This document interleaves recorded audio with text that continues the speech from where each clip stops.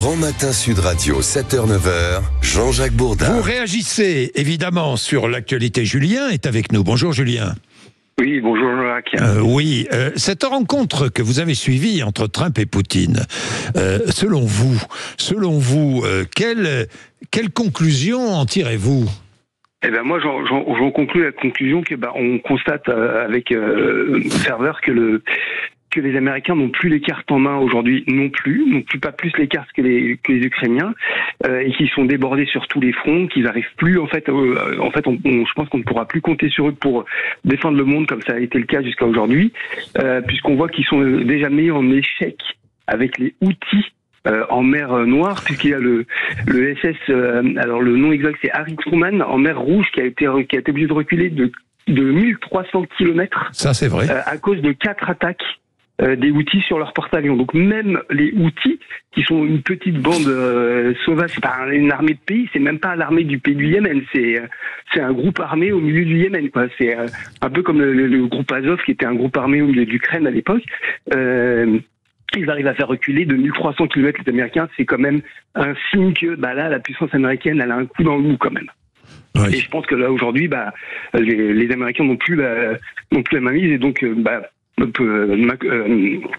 Trump, qui est très intelligent, qui est loin d'être idiot, va jouer beaucoup plus sur la diplomatie que sur le rapport de force. Je pense qu'il va jouer plutôt les accords commerciaux favorables avec la Russie que la guerre frontale, parce qu'il est pas idiot, il comprend que la guerre frontale, ça va être compliqué dans le contexte américain de protéger Israël, de combattre l'Iran, de combattre le Yémen, de combattre le Canada, parce que là, visiblement, il a décidé d'annexer le Canada. Enfin, il aimerait bien faire un seul et unique continent américain, et le Groenland, puisque le Groenland fait partie de la plaque américaine techniquement, mais oui, ça va être compliqué de tout gérer d'un coup. Donc, il va devoir faire des compromis sur certains fronts. Merci Julien. Merci pour cette remarque de Julien. Fabrice, lui, veut nous parler de l'Algérie. Je reçois Bruno Retailleau tout à l'heure. Qu'est-ce que vous aimez ? Bonjour Fabrice. Bonjour mon cher Jean-Jacques. Bonjour Fabrice. Qu'est-ce que vous demanderiez ? Quelle question poseriez-vous à Bruno Retailleau ? Je pense qu'à un moment donné, il faut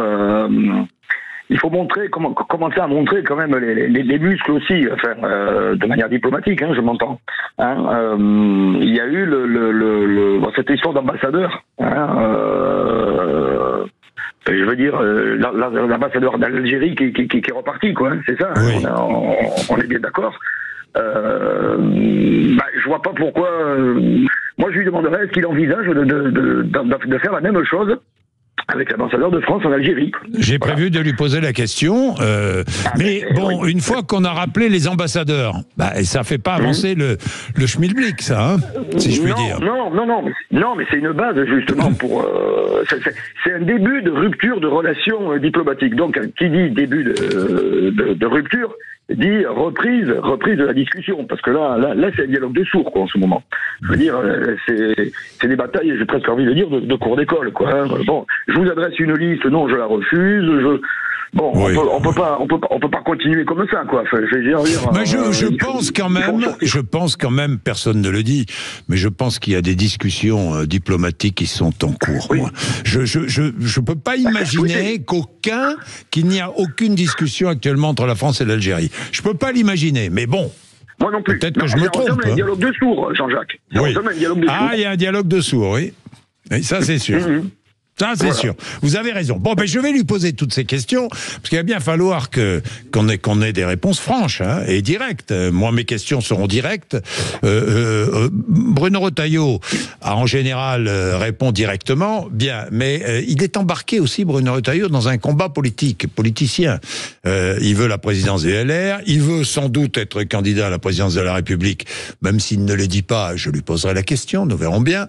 Mais bon, tout ça, ça compte dans sa réflexion et dans son comportement. Il est 7h58. C'est l'heure de la météo avec Rémi André.